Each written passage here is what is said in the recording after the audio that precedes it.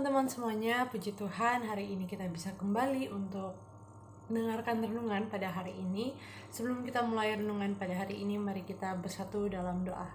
Tuhan Yesus yang baik, terima kasih Tuhan, hari ini kami bisa kembali untuk mendengarkan renungan firman-Mu Tuhan. Kiranya renungan hari ini bisa menjadi berkat bagi hidup kami Tuhan. Pakai lidah mulut hamba-Mu dapat menyampaikan firman-Mu, dan kiranya firman-Mu ini tertanam di hati kami dan berbuah lebat dalam kehidupan kami Tuhan. Roh Kudus tolong mampukan kami dalam melakukan setiap firman-Mu dalam kehidupan kami. Hanya dalam nama Tuhan Yesus, haleluya, amin. Baik teman-teman, sesuai judul yang sudah tertera di video ini, tema yang akan saya ambil adalah apakah Yesus sudah lahir? Saya yakin kita semua orang Kristen pasti tiap tahunnya merayakan acara Natal atau merayakan ibadah Natal. Saya yakin kita semua juga tiap tahunnya mengucapkan atau diberi ucapan Selamat Hari Natal. Nah, aku jamin teman-teman juga sudah tahu apa arti Natal itu sendiri. Jadi 2023 tahun yang lalu, seorang juru selamat turun ke dunia, lahir di kandang domba untuk menyelamatkan kita semua. Ya, jadi arti Natal sendiri adalah kelahiran Sang Juru Selamat atau kelahiran Yesus Kristus ke dalam dunia ini untuk menyelamatkan kita semua. Namun, mengapa aku mengambil tema apakah Yesus sudah lahir? Kan kita tahu Yesus sudah lahir. Yang saya mau sorot di sini bukanlah Yesus yang lahir di dunia, karena kita semua tahu Yesus sudah lahir ke dalam dunia ini. Yang saya mau soroti adalah kelahiran Yesus di dalam hati kita. Apakah Yesus sudah lahir di hatimu? Kelahiran Yesus dalam hati kita seharusnya membawa perubahan yang baik atau perubahan yang membuat kita semakin serupa dengan firman Tuhan. Gak mungkin kan Yesus lahir di hati kita masih melakukan dosa, kita malas ibadah, kita malas baca Alkitab, kita malas berdoa, atau kita kompromi dengan dosa. Itu bukanlah ciri-ciri atau tanda bahwa Tuhan sudah lahir di hati kita. Seharusnya kalau Tuhan sudah lahir di hati kita semakin rindu untuk beribadah kepada Tuhan, semakin rindu membaca Alkitab, rindu berdoa, dan lain sebagainya.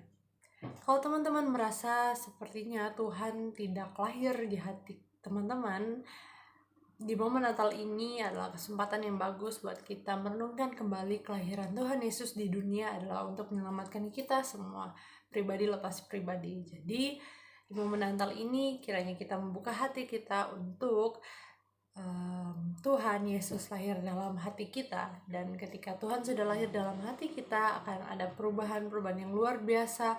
Tuhan akan bawa kita dari kemuliaan sampai kemuliaan. Jadi pastikan Tuhan sudah lahir di hati kita semua. Amin. Nah, lanjut teman-teman. Tuhan Yesus lahir di hati kita. Apakah dia lahir hanya sebagai seorang bayi atau seorang raja?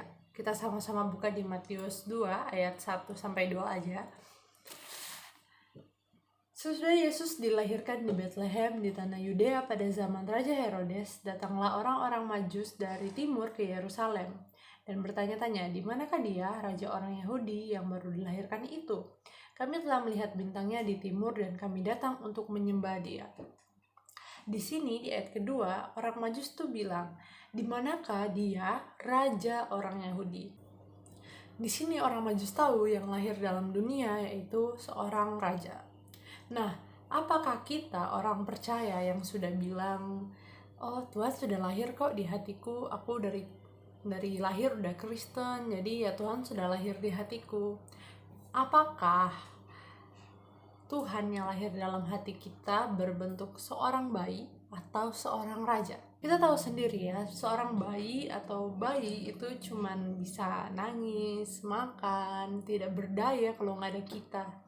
Namun seorang raja itu berdaulat, raja itu memiliki kuasa. Nah, apakah Yesus yang lahir dalam hati kita adalah seorang bayi atau seorang raja? Kalau Tuhan Yesus lahir dalam hati kita sebagai seorang bayi, mungkin kita hanya menyepelekan dia. Kita nggak taat firman Tuhan, atau kita malas beribadah. Namun, jika Yesus yang lahir di hati kita sebagai seorang raja, kita sudah tahu ya, raja itu berdaulat, raja itu megah, kudus, mulia, suci. tentunya kita akan melakukan semua perintah Raja. Kita akan taat kepada firman Tuhan, kita akan melakukan firman-Nya, kita mau rindu terus dekat dengan Tuhan, beribadah, berdoa, baca Alkitab, kita juga mau menyembah Tuhan. Dan juga ketika Raja yang memerintah dalam hidup kita, kita tidak perlu khawatir akan masa depan kita karena Raja sudah mengatur semuanya. Jadi jangan pernah khawatir akan hidup kita, karena kita tahu yang lahir dalam hati kita adalah seorang raja. Oleh sebab itu kita perlu taat dan patuh kepada perintah sang raja. Kita perlu menyembah sang raja dalam kehidupan kita. Jadi itu dia firman Tuhan singkat yang bisa saya sampaikan. Yang pertama, kita perlu pastikan apakah Yesus sudah lahir di hati kita atau belum.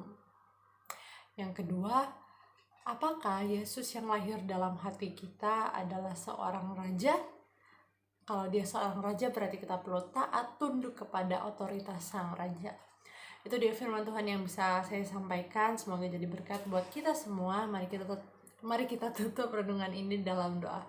Tuhan Yesus yang baik, terima kasih kami telah mendengarkan sebagian kecil dari firman-Mu ini Tuhan.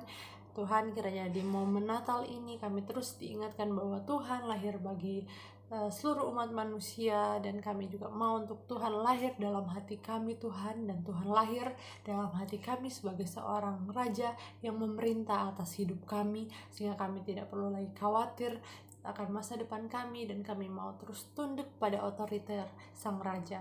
Terima kasih Tuhan Yesus, kiranya Tuhan terus menuntun kami sepanjang aktivitas hari ini, kiranya nama Tuhan saja yang dipermuliakan. Terima kasih Tuhan, hanya dalam nama Tuhan Yesus, haleluya, amin.